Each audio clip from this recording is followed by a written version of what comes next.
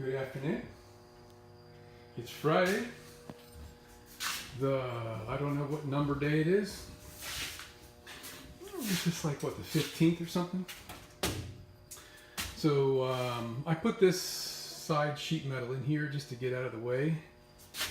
Not enough light to really show you, but there's some defects in the paint where there's a contaminant, and I know what it is.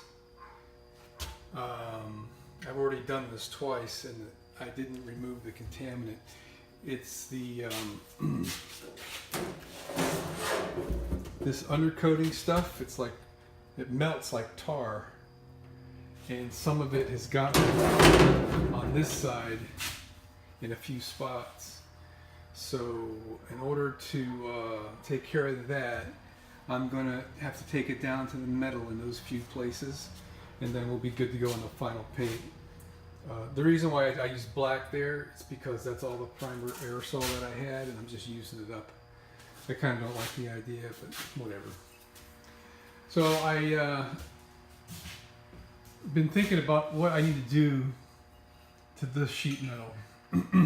I've got to get this figured out before I paint. So I took a little diversion from what I was doing. So this sheet metal is screwed and glued along the edges and the bottom, both sides and the bottom, but nothing at the top. The metal just ends right there, and that piece up there is the like rain gutter. It's got like a,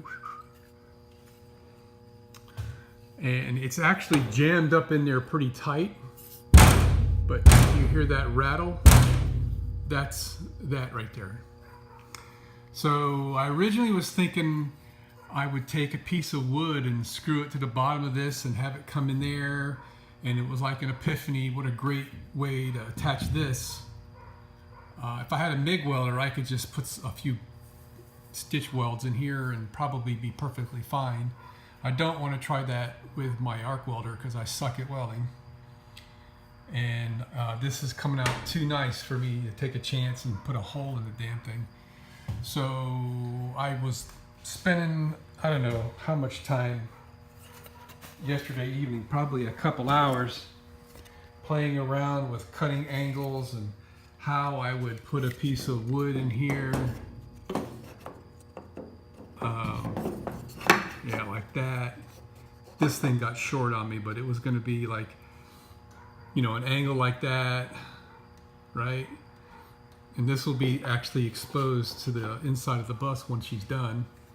And then another piece with an angle, oh, I wrote down the angle there, would go here, and those angles, oh well, those two angles would meet and it would make for a nice clean edge.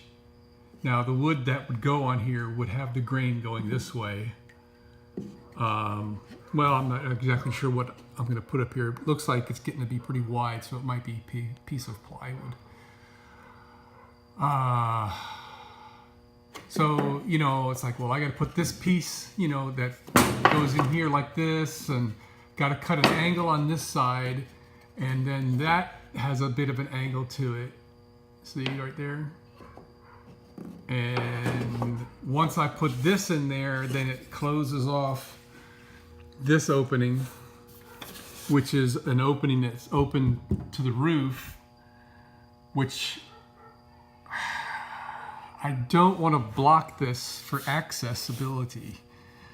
I'm not certain what's going in these walls yet. I may have electrical wiring, which was, all my wiring is going to run through this open channel here. But I've got these openings, and I can send wire down and maybe put an outlet on the wall here, or a switch or whatever. And if I block this off, I know I'm going to regret it. Plus, I got to put a little bit more insulation in there. Oopsie. Sorry about that. I can feel the insulation and actually see it. It stops like right around here, and you know, it varies to how far they had it come down. On the other side, I actually can see it in places. Oh, the light's not good for that. But so I got this thing figured out, I think. I think what I'm going to do is I made this piece of angle here, I guess you'd call it, out of leftover of this metal, which I have tons of it. And I can install it like that. We can put a screw in from the outside that matches the existing screws we have out there and do that first. And then once it's in position, drill a hole through here, and then this will be mounted to the bus. And I figure we could put 3 of these on each one of these spaces. And I have 1, 2, 3, 4, 5, 6, 7, 8, 9, 10. That means I need 29 more of these. So this one took me some time to figure out, you know, the angle that I needed and the size and whatnot. I got it to where it's coming up just a little bit short so it stays out of this radius. And then what I'm thinking I might be doing is taking across here a piece of angle that would look something like this. And then that'll give me a surface to attach the plywood that's going to go on this for my interior skin, and give me places to put screws in, so it, you know, on the where the plywood is attached to these ribs, it's going to be nice and rigid, but then in the middle it'll have flex to it. And we're going to be relying on this plywood to attach cabinets and all that good stuff to it. So if I go through with this idea, of course, you know, we're going to do this slowly and one step at a time. This will give me what I want for securing this and leave me open access here. And then the angle that I put across here will give me something to attach the plywood to and still maintain my open access. So I think that's going to be the answer. It's taken me a while to figure that out. I actually been wondering what I was going to do on that ever since I put the sheet metal up, and I kind of had some ideas but never really got anything solidified that'll work as nice as what I'm seeing with this. This is really going to be nice. And once I got this figured out and I know that that's going to work, and the screw in to this, then I can put the outside. So that's what's going on with that. It'll probably take me most of the weekend to make 29 more of these. I spent, what time is it now? It's 6:30 in the evening. I'll show you what I did in the garage. Okay, we're in the shop, and here we are at the bandsaw. So this machine is designed to have a stop. I didn't have it. I just, by some kind of luck, I had this piece of 3/4 inch round steel, which fits right in the hole. There's a screw on the bottom that you tighten this piece to. And I made this, which took me about an hour, I guess, to drill that hole to 5/8 of an inch. And then I bored it out with my boring on the milling machine to be a nice tolerance fit to rest on this 3/4 round. And then I drilled a hole and threaded it for this 1/4 inch bolt. And just because I'm a little bit wacky, the bolt underneath here, it's got a square head on it that uses a 3/8 wrench. 1/4 inch bolts are standard with a 7/16 head, and I wanted to be able to use the same wrench for this adjustment here. So I spent probably I don't know, 30-40 minutes carefully grinding down all the flats on this to get it down to where a 3/8 wrench will work on it. So this is now secure. This is my stop.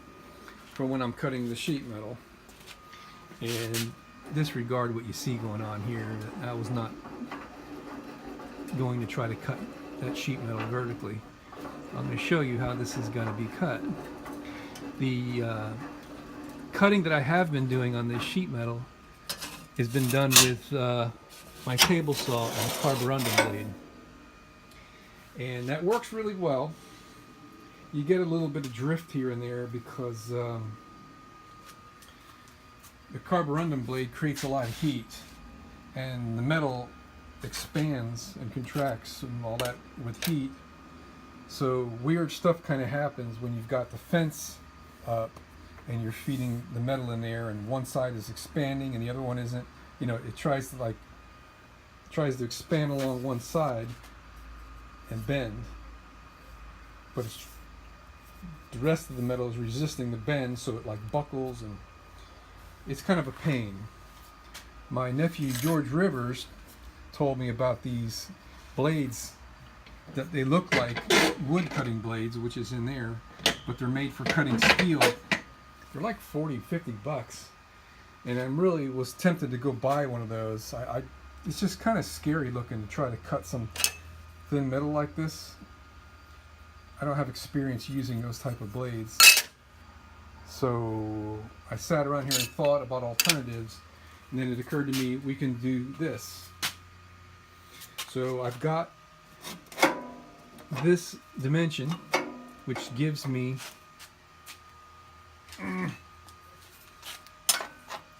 that size when the blade comes down. And it's not really the right tool and the right method for cutting sheet metal like this, but it's working fine. And I have a lot of this stuff.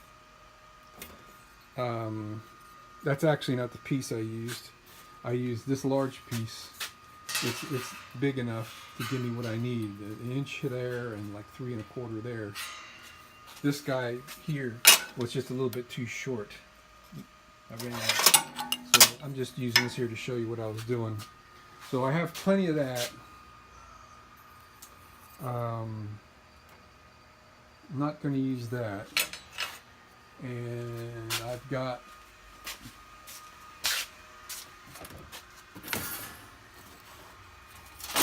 this piece right here. And then I forgot I even had this. There's 2 pieces of the sheet metal right there. There you go, from the end of that shelf to the end of that shelf. So it's like 8 feet long or 10 feet long. And they're like, Jesus, a foot wide. So I got all kinds of sheet metal. Unfortunately, I'm probably going to have to cut that stuff with the table saw. And we'll just cross that bridge when we come to it. So that's the dealio, man. Had a lot of fun drilling and boring holes with the milling machine.